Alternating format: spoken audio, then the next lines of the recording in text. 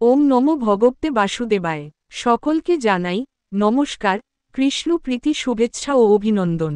সবাইকে সনাতন জ্ঞান ভাণ্ডারে সুস্বাগতম। বর্তমান যুগ তথ্য প্রযুক্তির যুগ। প্রযুক্তির ছোঁয়ায় এখন সবকিছু ডিজিটাল হয়ে যাচ্ছে।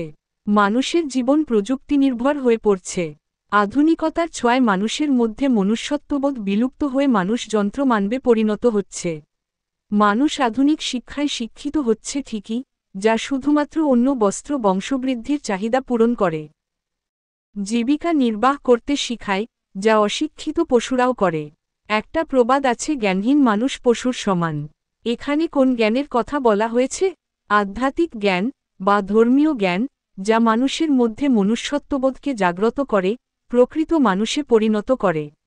শ্রীমদ্ভগবদ্গীতায় ভগবান শ্রীকৃষ্ণ বলেছেন, জ্ঞান দুই প্রকার, এক পরাবিদ্যা, দুই অপরাবিদ্যা, অর্থাৎ জাগতিক জ্ঞান, যার মাধ্যমে আমরা এই জড় জগতে জীবিকা নির্বাহ করে জীবন ধারণ করি, এবং পারমার্থিক জ্ঞান, যার মাধ্যমে আমরা নিজেকে, জগৎকে, সময়কে, সর্বোপরি ভগবানকে জেনে সুখময়, শান্তিময়, আনন্দময় জীবন লাভ করতে পারি।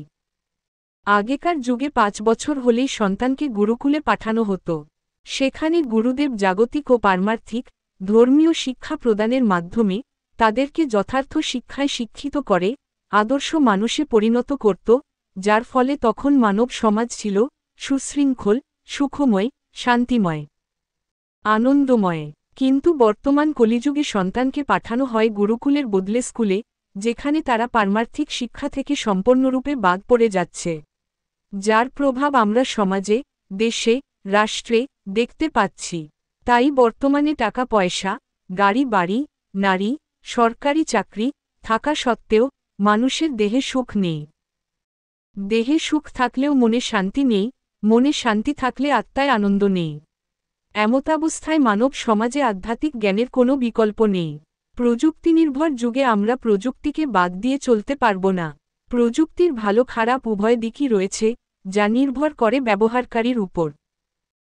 তারই ধারাবাহিকতায় পরমেশ্বর ভগবান শ্রীকৃষ্ণের অশেষ করুণায় প্রযুক্তি ব্যবহার করে সনাতন জ্ঞান ভাণ্ডারের জ্ঞান সনাতনীদের মাঝে পৌঁছে দিতে এই ক্ষুদ্র প্রয়াস। প্রত্যেকটি ধর্মীয় উৎসবের এক বিশেষ তাৎপর্য রয়েছে, তাহা উপলব্ধি করে অনুশীলন কর্তব্য, যাহাতে সাধারণ মানুষদের মধ্যে ধর্ম সম্বন্ধে কোনো ভ্রান্ত ধারণার জন্ম না হয়। সনাতন শাস্ত্র সর্বদা সেই শিক্ষা প্রদান করিয়াছে।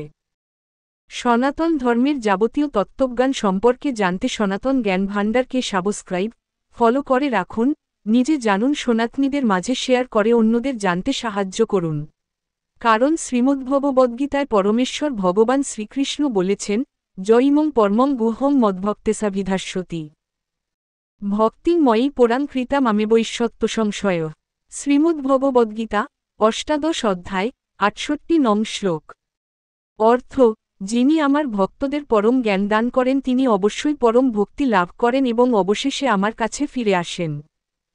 ন চ তস্মান্মনুষ্যেষু কশ্চিন্মে প্রিয়কৃততম ভবিতা ন চ মে তস্মাদন্য প্রিয়তর ভবি। শ্রীমদ্ভগবদ্গীতা 8 অধ্যায় 69 নং শ্লোক।